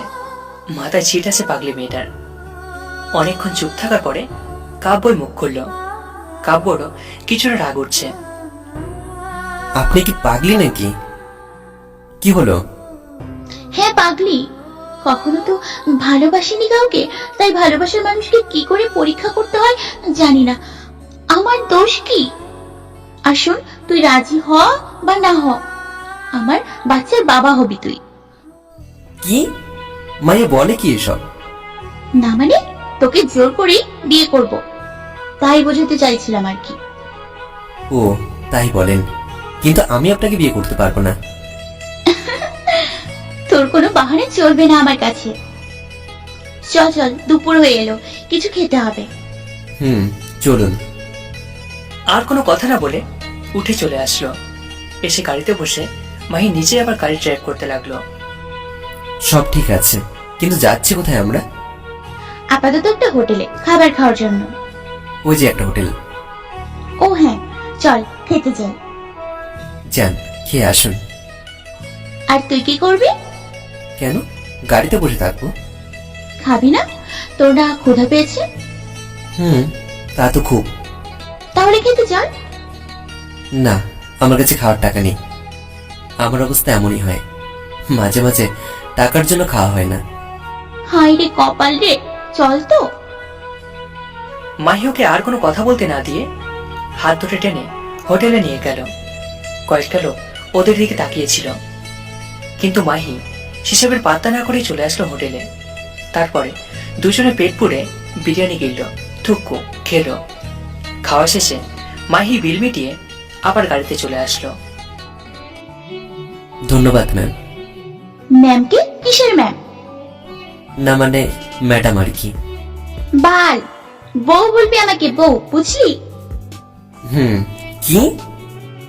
হ, এত অবাক হওয়ার কি আছে? কিছু না, কিন্তু এখন কোথায় যাবো আমরা? কোথায় আবার? চাচির বাড়ি। কেন হঠাৎ ওখানে কেন? মিমির বিয়ে তো, তাই। ও এই ব্যাপার, তা আমাকে আগে বললে না কেন? এমনি, এখন গাড়িতে ওঠ, তাতে যেতে হবে। ড্রাইভার? সমস্যা নেই, চল। তোর বউ তো, তাই ড্রাইভারি করতে পারি। বাপরে কি শার্প কান, এত আসতে বললাম তাও শুনলো। কি হলো, ওঠ গাড়িতে। কাব্য আর মাহি গাড়িতে উঠে বসলো। মাহি ড্রাইভিং করছে আর কাব্য তার পাশের সিটে। সন্ধ্যার দিকে ওরা পৌঁছে গেল সেখানে। তারপরে দুজনকে তাদের রুম দেখিয়ে দেওয়া হলো। রাসেল সাহেব আর ওনার স্ত্রী নাকি আসবেন না, কাজের অনেক চাপ, তাই মাহি আর কাব্য আসলো। বিয়ে আরো 5 দিন পরে হবে। এতদিন আগে আসলো, কলেজ মিস হলো, এর মধ্যেই শপিং এর কাজটাও সেরে ফেললো।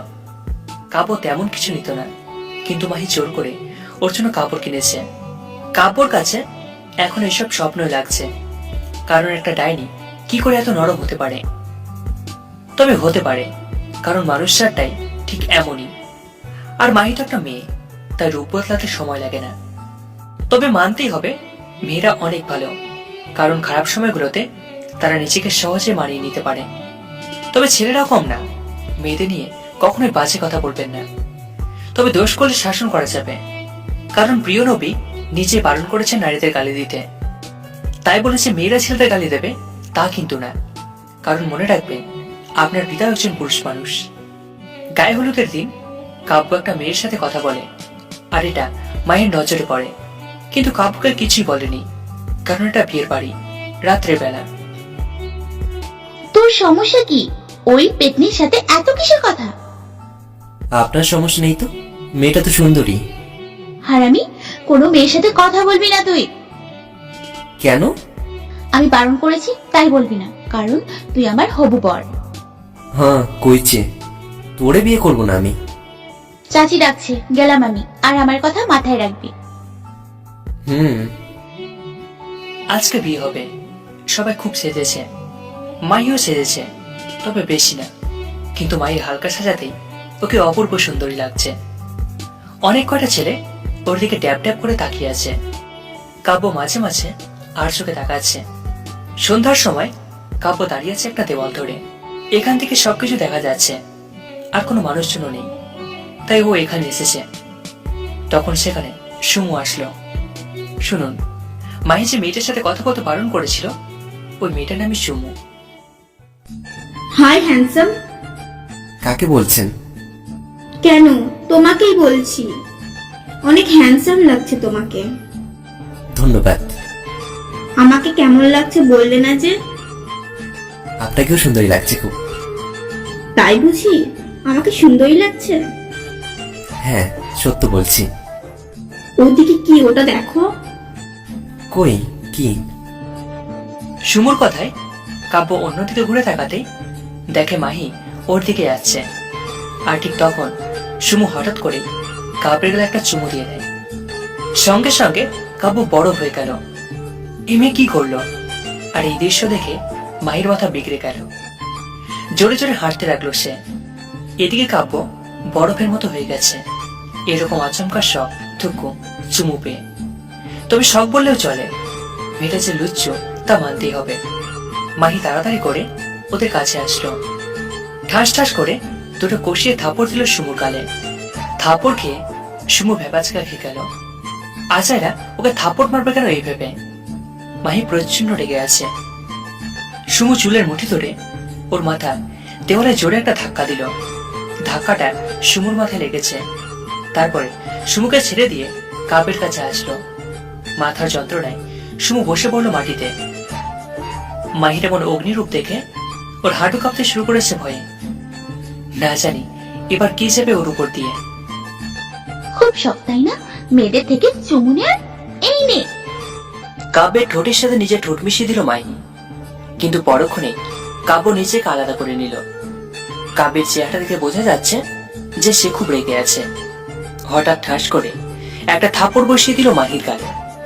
মাহি একদম যেন আকাশ থেকে পড়ল। এতটা অবাক জীবনে কখনো হয়নি সে। গালে হাত দিয়ে চোখ বড় বড় করে কাব্যের দিকে তাকিয়ে আছে। এই বোকারামটা ওকে থাপড় মারল। ভাবতেই মাহির কেমন যেন লাগছে, যে কিনা মুখ যে সবকিছু সহ্য করেছে সে থাপড় মারল। তুই আমার গায়ে হাত তুললি? হ্যাঁ তুললাম। এটা কি ঠিক করলি তুই? হ্যাঁ 100% ঠিক করেছি আমি। কারণ ছাড়া একজনের ক্ষতি করতে করতে আপনার শুয়ে গেছে, তাই না? অন্যের জীবনের দাম তো আপনার কাছে নেই। ওই কুর্তির সাহস হয় কি করে তোকে চুমু দেয়ার? কেন, সমস্যা কোথায়? চুমু আমাকে দিয়েছে, আপনাকে তো দেয়নি। তুই শুধু আমার, বুঝলি? তোকে যদি কেউ স্পর্শ করে তাহলে তাকে দুনিয়া থেকে তুলে দেব। মনে রাখিস, যে কোনো মূল্যে তোকে আমার করবই। দেখা যাবে। মাহি আর কোনো কথা না বলে হেঁটে হেঁটে চলে গেল সেখান থেকে। আর এদিকে কাব্য সুমুকে দাঁড় করিয়ে নিজেই ধরে নিয়ে গেল বাথরুমে। তারপরে সুমু বাইরে এসে রেস্ট নিতে খাটে শুয়ে পড়ল। আর কাব্য আবার বাইরে চলে আসলো। সুমু যা বোঝার তা বুঝে গেছে। পরের বার যদি কাব্যর পিছনে লাগে তাহলে মাইওকে খুনি করবে। একদম লেডি গুন্ডা একটা। বিয়েটা ভালো ভালো হয়ে গেল মাহির চাচাতো বোনের। সবাই খাওয়া দাওয়া করে যে যার মতো চলে গেল। বরযাত্রীও বউ নিয়ে বিদায় হলো। বিদায় হওয়ার সময় হায় রে কান্না রে। কাব্য বাসার ছাদে চলে আসলো। এসে মাহির কথা ভাবছে, কারণ মাহি তো এখন কাব্যকে ভালোবাসে। তাহলে এখন ওর আইডিয়া ওর উপর প্রয়োগ করবে ভাবছে। তাহলে বুঝতে পারবে মাহি কতটা ভালোবাসে কাব্যকে।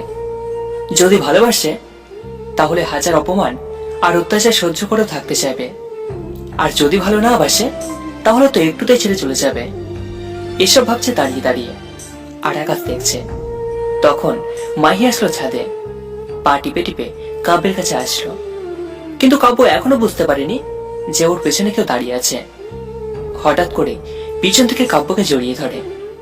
এভাবে হঠাৎ করে জড়িয়ে ধরায় কাব্য কিছুটা ঘাবড়ে যায় আর সঙ্গে সঙ্গে পিছনে ঘোরে। তখন দেখতে পায় যে এটা মাহি। কোনো কথা না বলে কষিয়ে একটা থাপড় মেরে দিল। বড় হয়েছে তো কি হয়েছে, ভালোবাসি তো, তাই বড় ছোট দেখার কোনো মানেই হয় না। থাপ্পড় খেয়ে মাহি খুব অবাক হয়ে যায়, কারণ এত তাড়াতাড়ি একটা সহজ সরল ছেলে কি করে এতটা কঠিন মানুষ হতে পারে। কাব্যর আগে দৃষ্টিতে তাকিয়ে আছে, আর মাহি গালে হাত দিয়ে মায়া ভরা চোখে তাকিয়েছে কাব্যের দিকে। সমস্যা কি আপনার? হ্যাঁ,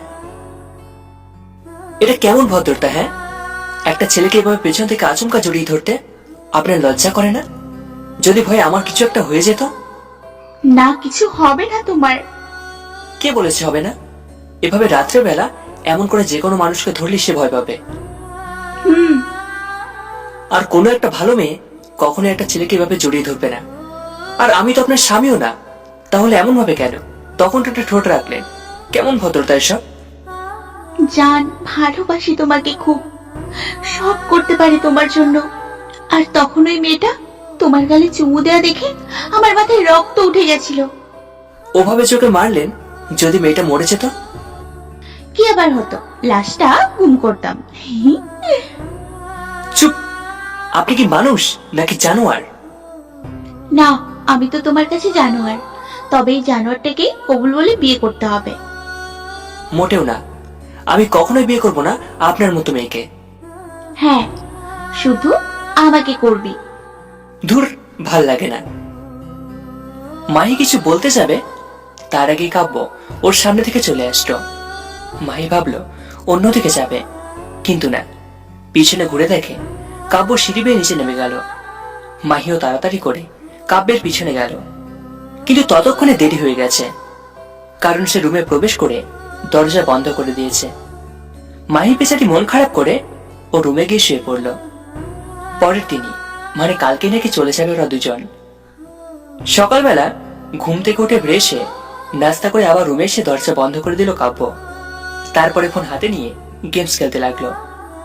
একটু পরে দরজায় কে যেন বারবার ধাক্কা দিচ্ছে। অন্যের বাড়ি, তাই জোরে কিছু বলতেও পারছে না।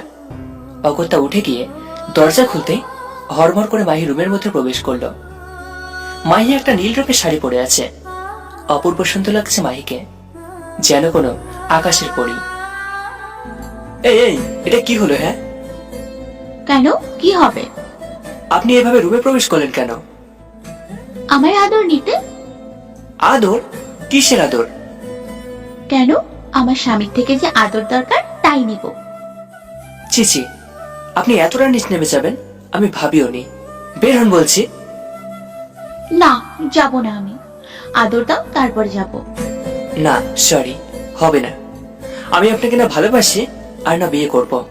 বেশি জেদ করলে কিন্তু আরো জোরে থাপ্পড় মারবো। ওকে। এই এই, কি করলেন? কেন বাবু, দেখো, আদর করবে না? ওই লুচ্চা, বের হ তুই। না, আদর দাও, না তো চিল্লাবো। এবার তো কাব্য মাইনটা চিপায় পড়লো, কারণ যদি চিল্লানি দেয় তো মার ইজ্জত সবকিছু শেষ হয়ে যাবে, আর সাথে রাসেল সাহেবের কাছে ছোট হতে হবে। তাই ঠান্ডা মাথায় ভেবেচিন্তে বলতে লাগলো, দেখুন, এটা অন্যের বাড়ি, এখানে কোনো আদর টাদর না। তাহলে কোথায়? আগে বাসায় চলুন, তারপরে আদর দেব। সত্যি? এখন যান প্লিজ। ওকে যান, বিশ্বাস করলাম। মাহি কাব্যর কাছে এসে ওর গালে একটা চুমু দিয়ে চলে গেল। কাব্য কিচ্ছু বলেনি। কাব্য ভাবছে হয়তো জিতে যাবে মাহি, কারণ থাপ্পড় খাওয়ার পরে আর অপমানের পরে এখনো টিকে আছে। তার 30 মিনিট পরে মাহি আর কাব্য বেরিয়ে পড়ে বাসার উদ্দেশ্যে। আসার সময় মাহি গাড়ি ড্রাইভ করেনি, ড্রাইভ করেছে কাব্য। গাড়িতে ওর কান মাথা খেয়ে ফেলেছে মাহি। এই প্রশ্ন ওই প্রশ্ন আরো কত কি কথাই না বলেছে। কাব্য কিছু না বলে চুপচাপ সবকিছু সহ্য করে নিল। কাব্যর গালে কয়েকবার চুমু খেয়েছে মাহি, তারপরে চুপ করে আছে কাব্য। সন্ধ্যার পরে বাসায় ফিরল তারা। ফ্রেশ হয়ে হালকা খাবার খেয়ে শুয়ে পড়ল যে যার মতো। পরের দিন সকালে কাব্য ঘুম থেকে উঠে ফ্রেশ হয়ে রুমে আসতে ভেবাচেকা খেয়ে যায়, কারণ মাহিও রুমের সামনে দাঁড়িয়ে আছে। শাড়ি পরে আছে, কিন্তু ওর পেট বের করে রেখেছে যাতে কাব্যর নজর কাটতে পারে। নিচে ঠোঁট কামড়ে ধরেছে আর এমন ভাবে তাকিয়ে আছে যেন কাব্যকে কাছে রাখছে। কাব্য চোখ বড় বড় করে তাকিয়ে আছে। আদর দাও এখন। এখন? হ্যাঁ জান, এখন। এটা কেমন কথা? কিসের আদর? হ্যাঁ, বিয়ে হয়েছে নাকি আমাদের যে আদর দেব? শাড়িটা খুলে ফেলিস না। এই না না, প্লিজ না। তাহলে কাছে আসো আদর দিতে। না, এটা সম্ভব না। আমি আপনাকে ভালোবাসি না, তাছাড়া বিয়ের আগে এসব হারাম। তাই বুঝি বাবু, তুমি যদি কিছু না করো তাহলে জোরে চিৎকার করব। মাহি এক পা দুপা করে সামনের দিকে এগোতে লাগলো। কাব্য বুঝতে পারলো কিছু একটা হতে চলেছে। মাহি সামনে এগোচ্ছে আর কাব্য পিছনে সরছে। পিছনে যেতে যেতে দেওয়ালের সাথে লেগে যায় কাব্য, আর ততক্ষণে মাহিও খুব কাছাকাছি চলে এসেছে। কাব্যর ঠোঁট থেকে মাহির ঠোঁটের দূরত্ব 1 সেন্টিমিটার। একজনের নিঃশ্বাস অন্যজনের ঠোঁটে পড়ছে, কিন্তু কাব্যের এমন অবস্থা যে সে নিঃশ্বাসটাও ফেলতে পারছে না। জান, পাগল হয়ে যাব।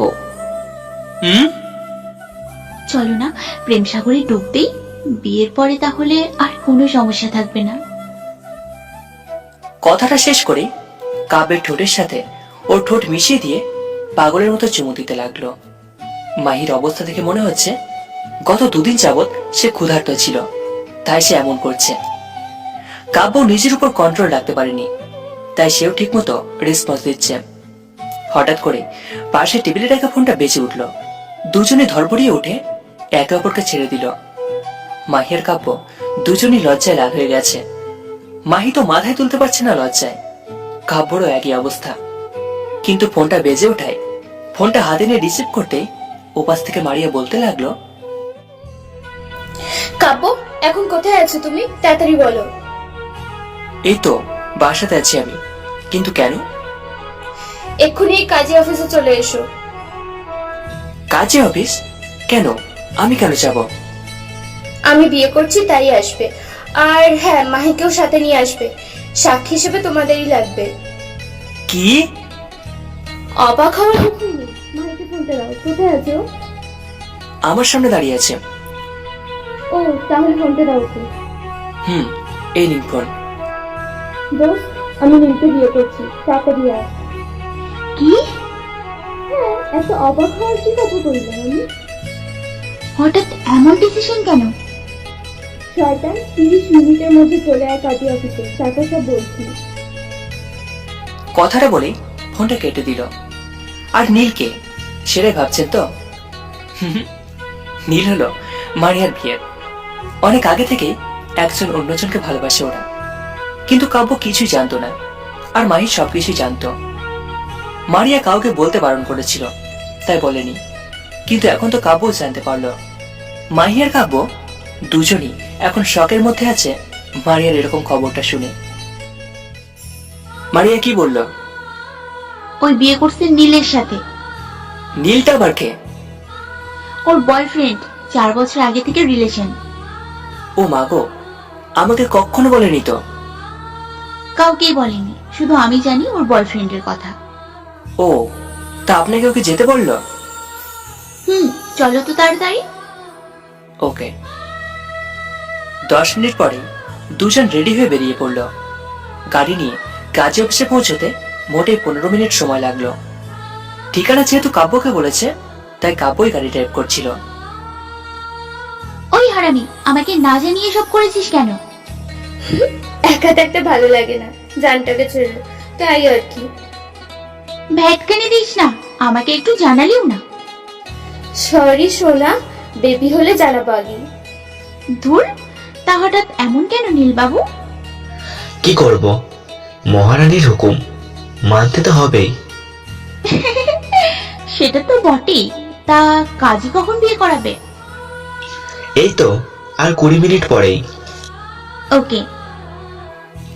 তারপরে কাব্য গিয়ে একটু কথা বলে ওদের সাথে। একটু কথা বলে কাব্য দূরে গেল। তখন মাহির সাথে আবার গল্প শুরু করে দিল তারা দুজন।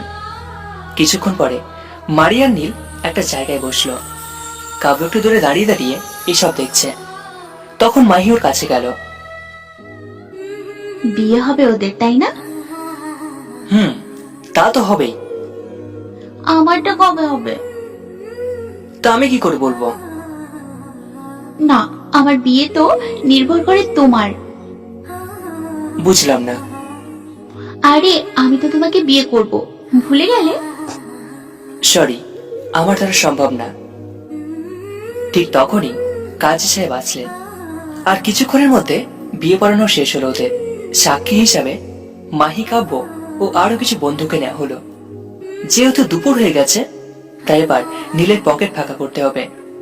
সবাইকে নিয়ে একটা ভালো মানের রেস্টুরেন্টে নিয়ে গেল। মারিয়া নীল এক জায়গায়, কাব্য সেখানে বসলো। তার পাশে বসলো মাহি। এখন দুপুর টাইম, তাই সবাই পেট পুড়ে খাবে। তাহলে তো বুঝতে পারছেন বেচারা নতুন বরের পকেটে মরুভূমির আওয়াজ দিচ্ছে। সবাই ইচ্ছে মতো খেলো। মাছ, মাংস, ডিম যে যা পেরেছে খেয়েছে। খাওয়া শেষে তো মিষ্টি জাতীয় জিনিস আর 3টা মেয়ের জন্য আইসক্রিম তো আছে। খাওয়া দাওয়া শেষে বিল দিতে গিয়ে বিল শুনেই বেচারা অবাক, কারণ বিল হয়েছে প্রায় 5000 টাকা। সামান্য 8 জন মিলে এত খাবার কিনলো, তো খেলো? বাপরে খাদক রে। ও সরি, একটা কথা তো আপনাদের বলাই হয়নি। নীলের মা বাবা কেউ বেঁচে নেই। 3 বছর আগে গত হয়েছেন তারা। আর সে অনেক ধনী ঘরের, তাই হঠাৎ এমন বিয়ে করতে তেমন একটা অস্বস্তিতে পড়তে হয়নি। কারণ গরিবরা পালিয়ে বিয়ে করলে টাকার সমস্যা থাকে, কিন্তু এখানে টাকার কোনো সমস্যা নেই। রেস্টুরেন্ট থেকে বের হয়ে নীলের গাড়িতে চলে গেল মারিয়াকে দিয়ে। নীলের বাড়ি চট্টগ্রাম, তাই সহজে খুঁজেও পাবেন ওদের। মারিয়া নাকি ওখান থেকেও স্টাডি কন্টিনিউ করবে। যে যার মতো বাসায় চলে গেল। কাব্য আর মাহিও চলে আসলো বাসায়। ফ্রেশ হয়ে একটু রেস্ট নিয়ে পড়তে বসলো। কিন্তু এদিকে মাহির মন ছটফট করছে কাব্যের কাছে যাওয়ার জন্য। ওর মা বাবা জেগে আছে, তাই এখনো যেতে পারছে না। রাত যখন 12টা পার হলো, তখন মাহি নিজের রুম থেকে বেরিয়ে পা টিপে টিপে কাব্যের রুমের দিকে গেল। আর রাতের বেলা কাব্য দরজা লক করে না, সাধারণ করে লাগিয়ে রাখে। কারণ যদি কোনো সমস্যা হয় তার, তাহলে তো অন্য কারো রুমে প্রবেশ করতে সমস্যা হবে। কিন্তু এটাই মায়ের কাছে শক্তি, কারণ দরজা লক করে নয়, আস্তে করে দরজা খুলে রুমের মধ্যে প্রবেশ করলো। ছোট লাইটে জ্বালানো আছে, তাই সবকিছু বোঝা যাচ্ছে, মানে রুমটা অন্ধকার না আর কি। হঠাৎ মাহি ভিক করে হেসে উঠল, সঙ্গে সঙ্গে নিচে নিচে মুখে হাত দিয়ে চেপে ধরল। মাহির হাসার কারণটা হলো কাব্য। কাব্য ছোট বাচ্চার মতো মুখটা একটু হাঁ করে ঘুমিয়ে আছে। এমনিতে তো কিউট ছেলে, তার উপর এমন অবস্থায় বাচ্চার মতো লাগছে। মাহি অপলক দৃষ্টিতে বাচ্চাটিকে থুকু কাব্যকে দেখছে। এটা তো উল্টো কাহিনী হলো, কারণ এইভাবে তাকিয়ে থাকে ছেলেটা। কাব্য এখন গভীর ঘুমে আচ্ছন্ন। সে যাই হোক, মাহি আস্তে আস্তে কাব্যের কাছে গিয়ে খাটে বসলো। তারপর আলতো করে কাব্যের কপালে গালে এক থুতনিতে চুমু দিল। কাব্য কিছুই বলল না, মানে সে সত্যি গভীর ঘুমে আছে। ওঠাতে মাহি ভেবাচেকা খেয়ে যায়। আর মাহিকে দেখে কাব্যের চোখে যেন আকাশে উঠে গেল। আপনি আপনি কখন এলেন? এই তো মাত্রই। তাই এত সকালে আমার রুমে কেন? একটুখানি ভালোবাসা পেতে এসছি তো। তা কেমন ভালোবাসা চাই আপনার? থাপ্পড় নাকি চুম্মা চাটি? চুমু আমার এইখানে। এখনো ব্রাশ করিনি, আসেন বাসি মুখে চুম্মা দিই। সমস্যা নেই জান, তুমি সত্যি দিবা? দাও না প্লিজ, দাও। হুর, কি বলেন এসব? কাছা। কাব্য এক দৌড় দিয়ে বাথরুমে প্রবেশ করে দরজা লক করে দিল। প্রায় 15 মিনিট পর বের হলো বাথরুম থেকে। মাহি ওর খাটে বসে বসে ওর ফোনে গেমস খেলছে। ওয়াও, মাই ড্যাশিং হিরো। তোর ইংলিশের মায়ের সালাম। কি হলো, কথা বলছো না যে? কি বলবো? কবে বিয়ে করবে? শুনুন, আমি আপনাকে বিয়ে করতে পারবো না, কারণ আপনার অহংকার বেশি, আর আপনি জালিম, যাকে থেকে কারণ ছাড়া আপনি কষ্ট দেন। আমি আপনার ছোট, আর আপনার স্ট্যাটাসেরও সমান না। আপনার 10 দিনের খরচ দিয়ে আমি 1 মাসের বেশি খরচ চালাতে পারবো। দয়া করে আর কোনো বিয়ের কথা আমাকে বলবেন না, নয়তো আমার মরা মুখটা দেখবেন। এই কথাতেই কাজ হয়ে গেছে। মাহির চোখে পানি টলমল করছে। আর একটা কথাও না বলে মাহিও রুম থেকে বের হয়ে চলে গেল চোখ মুছতে মুছতে। 1 মাসের মতো সময় কেটে গেল। এই 1 মাসে মাহি কাব্যের সাথে কোনো রকম খারাপ ব্যবহার করেনি, আর প্রয়োজন ছাড়া কথা বলেনি। এতে কাব্য কিছুটা অবাক হলেও একটু শান্তি পায়। কিন্তু আরো 1 মাস যাওয়ার পরে কাব্য মাহিকে মিস করতে শুরু করে। কিন্তু কাব্যর তো হাত পা বাঁধা, কারণ ও গরিব, কিছুই করতে পারবে না ও, তাই কাউকে কিছুই বলে না। ধীরে ধীরে মাহিকে ভালোবাসতে লাগে মনে মনে, কিন্তু প্রকাশ করতে ব্যর্থ। সে অনাথ, তার কোনো ভবিষ্যৎ ঠিক নেই, কি না কি হবে সেই ভয়ে। একদিন রাতে কাব্য পড়ার টেবিলে বসে মাহির পিক দেখছিল। তখন রুমে রাজলাল ছেলে প্রবেশ করলো। কাব্যর সঙ্গে সঙ্গে ফোন লুকালো, যাতে তিনি বুঝতে না পারেন। হঠাৎ আমার রুমে একটা ডাক দিলে তো আমি যেতাম আঙ্কেল। আরে না, একটা জরুরি কথা বলতে আসলাম এখানে। জি আঙ্কেল, বলুন। আমরা ভেবেছি মাহির বিয়ে দিয়ে দেবো, আর পাত্রও ঠিক করেছি। এটা তো খুশির খবর। কথাটা শুনেই ওর বুকটা ফেটে যাওয়ার মতো হতে লাগলো। মনে হচ্ছে কেউ হাতুড়ি দিয়ে পিটাচ্ছে। অসহ্য কষ্ট হতে শুরু করলো, কিন্তু ওখানে কিছুই বুঝতে দিল না। আর পাত্রটা অন্য কেউ না, পাত্রটা হচ্ছে তুমি। কি? আমি? বাবা, না করো না তুমি প্লিজ, এই হাত জোর করছি। আঙ্কেল, কি করছেন? তাহলে তুমি রাজি তো? কিন্তু আঙ্কেল, আমি যে আপনার স্ট্যাটাসের মানুষ না, তাছাড়া আমি অনাথ, আমার সঠিক কোনো জন্ম পরিচয়ও নেই। দেখো বাবা, মানুষ মানুষই হয়, ধনী গরিব ভেদাভেদ করতে গেলে ক্ষতি আমাদেরই হবে। আর তুমি অনেক সৎ আর নিষ্ঠাবান ছেলে। আমাদের উচিত ধনী গরিবের মধ্যে ভেদাভেদ না করা। সবাই ভেদাভেদ করে, সেই জন্যই দেশে এত গরিব, না হলে এত গরিব থাকতো না। তা ঠিক, কিন্তু হঠাৎ কোথা থেকে যেন মাহি আসলো। বাবা তুমি নিচে যাও, আমরা আসছি।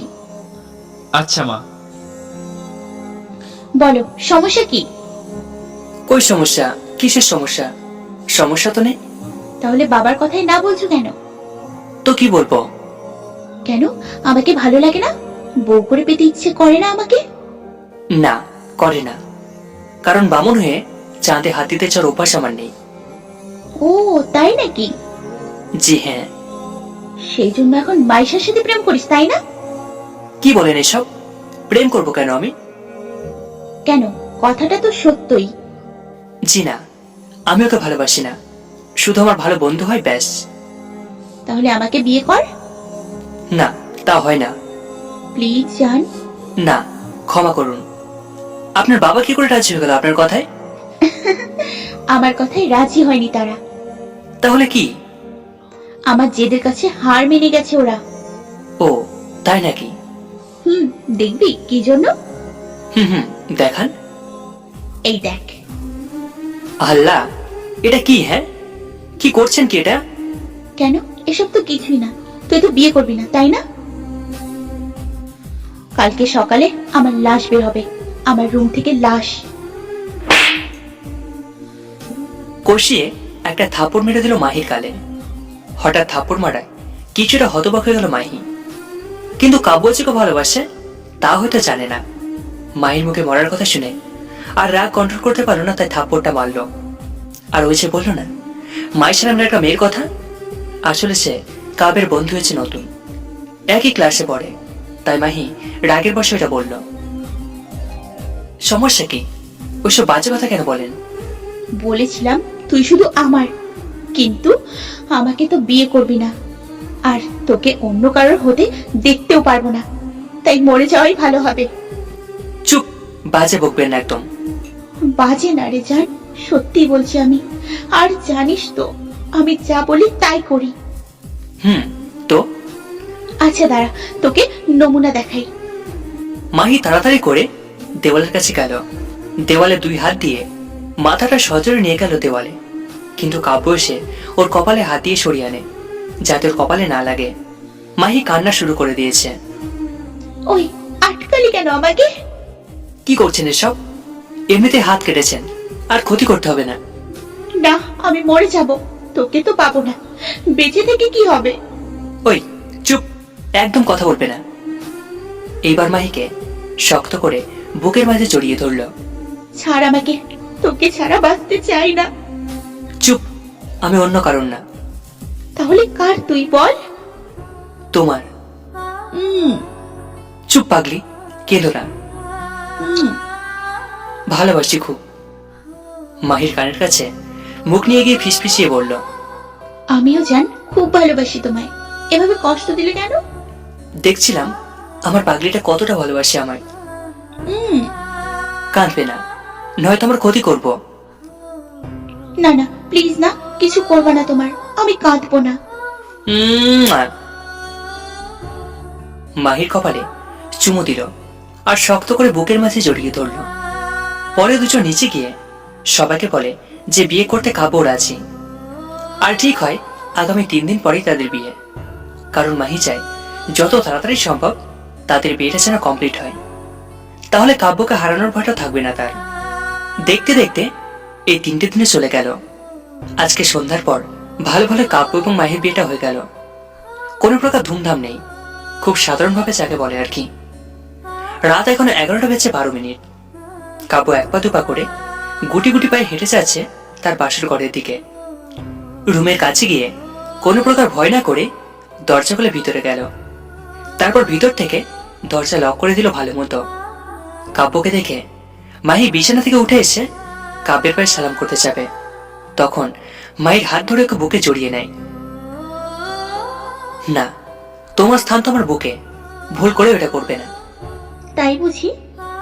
হ্যাঁ, আজকে যেন কিসের রাত? কেন, আমাদের বিয়ে হলো তো, মানে বাসর রাত। তা না হয় বুঝলাম, কিন্তু কথা হলো গিয়ে কি? আজকে রাত্রে নাকি বিড়াল মারতে হয়, কিন্তু বিড়াল তো দেখছি না। যা দুষ্টু, খুব ইচ্ছা নাকি বিড়াল মারার? না গো, বিড়ালটা যদি ঘুমোতে না দেয় তাই ওকে রুম থেকে বের করে দেবো আর কি। ওরে বুদ্ধুরে। মাহি কাব্যকে আর কোনো কথা বলতে দিল না। কাব্য ঠোঁট জোড়া সে আয়ত্ত করে নিল তার ঠোঁট দিয়ে। কাব্য ভালো রেসপন্স দিচ্ছে চুমুতে, কিন্তু এখন তো মাহি ওর বিয়ে করাবো। আর মায়ের ভাবমূর্তি বলছে যে সে পাগল হয়ে গেছে। পাগলের মতো কাব্য ঠোঁটে চুমু দিচ্ছে। প্রায় 4 মিনিট পরে ছেড়ে দিল। দুজনই হাঁপাতে লেগেছে। জান, বলো। আই লাভ ইউ জান। লাভ ইউ টু জান পাখি। আমার আজকে এত নেশা নেশা লাগছে কেন? ও মা, কেন? জানি না। আসলে বাবুটা লজ্জা পেয়েছে। চলো তো দেখি কত মারতে পারো বিড়াল। কাব্য কিছু বলতে যাবে, তার আগেই ওর পাঞ্জাবির কলার ধরে টেনে খাটের উপর নিয়ে গিয়ে ফেলে দিল ওকে। আচমকা মাহির এমন ব্যবহারে কিছুটা অবাক হয়, কিন্তু পরক্ষণেই সবকিছু মিলিয়ে যায় দুজনেরই। ভালোবাসার সাগরে ডুবতে তারা। আবারও একটা ইতিহাস পয়দা হলো, যেটা আপনাদের না জানলেও চলবে। বিয়ে হওয়ার 1 সপ্তাহ পরে ওরা আজকে ভার্সিটি যাচ্ছে। এই 1 সপ্তাহ শুধু রোম্যান্স, গল্প, ভালোবাসা ঘোরাঘুরিতে কাটিয়ে দিয়েছে। বলতে গেলে মাহির পুরো পরিবার এখন অনেক খুশি, কারণ তাদের জেদি অহংকারী মেয়েটা এখন বউয়ের মতো আচরণ করে, সবার জন্য রান্না করে। যতই কাজের বুয়া থাক, মাহি নিচে যা রান্না করে তা কাব্যকে খাওয়ায়। আর হ্যাঁ, বলে রাখি, মাহির হাতে রান্না কোনো জবাবই হয় না। এক কথায় যাকে বলে অসাধারণ। তো দুজনে একসাথে গাড়ি করে ভার্সিটি গিয়ে ক্লাস করে আবার বাসায় চলে আসছে। এভাবে তাদের দিনকাল কাটতে লাগলো। মাঝে মাঝে ছোট ছোট মান অভিমান হয়, কিন্তু কেউ কাউকে ছাড়া ঘুমোতে পারে না। তাই সারাদিন অভিমান থাকলেও রাতে সবকিছু ঠিক হয়ে যায়। আর মাহি তো কাব্যকে জড়িয়ে না ধরলে ওর ঘুমই আসে না। কিছুদিন যাবৎ মেয়েরা কাব্যর কাছে ভালোই ঘুরঘুর করছে, কারণ বেচারাটা বিয়ের পরে দেখতে আরো সুন্দর হয়েছে। কারণ সুন্দরী ছেলে মেয়েদের পিছনে যে মানুষ পড়ে তা তো জানেনি। তো একদিন ভার্সিটি গিয়ে একটা গাছের নিচে বসলো দুজন। দূর থেকে দুটো মেয়ে কাব্যকে গিলে খাচ্ছে। এটা মাহির একদম সহ্য হচ্ছে না। খুন করতে ইচ্ছে করছে ওদের। আর ছেলেরা তো ভয়ই মাহির দিকে তাকায় না। ক্লাসে স্যার প্রবেশ করার 10 মিনিট আগে সবাই ক্লাসে উপস্থিত। তখন সেখানে কাব্যের হাত ধরে নিয়ে গেল মাহি। প্রিয় ভাই ও বোনেরা, একটা কথা কান খুলে শুনে রাখো। কাব্য আমার স্বামী হয়। আমাদের বিয়ে হয়েছে প্রায় 2 মাস হলো। তাই কেউ এর দিকে নজর দিবা না, নয়তো চোখ তুলে কুকুর দিয়ে খাওয়াবো। আর কেউ তাকাবে না। যাও, ক্লাসে যাও বউ আমার। যাচ্ছি।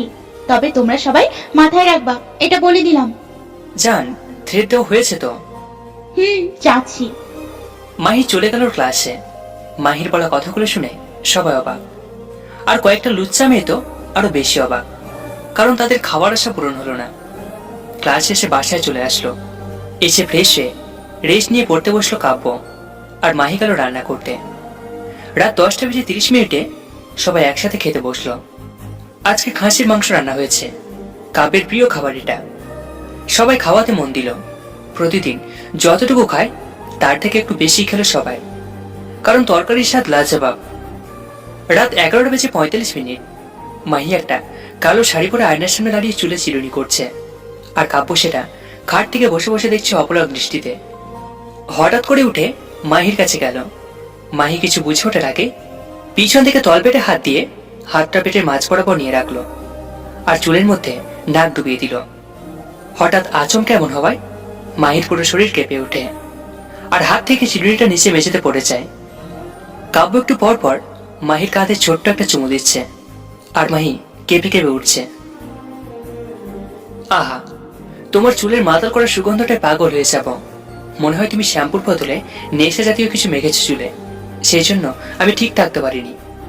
ইস, আমার বরটা দেখছি একদম রোমান্টিক মুডে শিফট হয়ে গেল।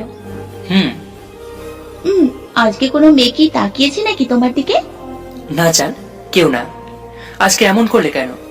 আমি সবার এবং সবকিছুর ভাগ দিতে পারবো, কিন্তু তোমার ভাগ তো দূরের কথা, তোমার দিকে কেউ তাকালেও তাকে খুন করে ফেলবো। ও মা, তাই? হ্যাঁ, তাই। মাহিকে আর কোনো কথা বলতে দিল না কাব্য। ওকে কোলে তুলে নিল। হেঁটে হেঁটে খাড়ের কাছে নিয়ে গিয়ে শুয়ে দিল মাহিকে। মাহি কাব্যকে টান দিল। কাব্য টাল সামলাতে না পেরে মাহির উপরে পড়ল। মাহি ভিক করে হেসে দিল, কাব্য ভারসাম্য ঠিক রাখতে পারেনি বলে। এখন হয়তো তারা আবার ভালোবাসার সাগরে ডুব দিতে ইচ্ছুক, তবে সেটা তাদের পার্সোনাল ব্যাপার, আপনাদের বলবো না। আরো একটা ছোট্ট সুখী পরিবারের সৃষ্টি হলো।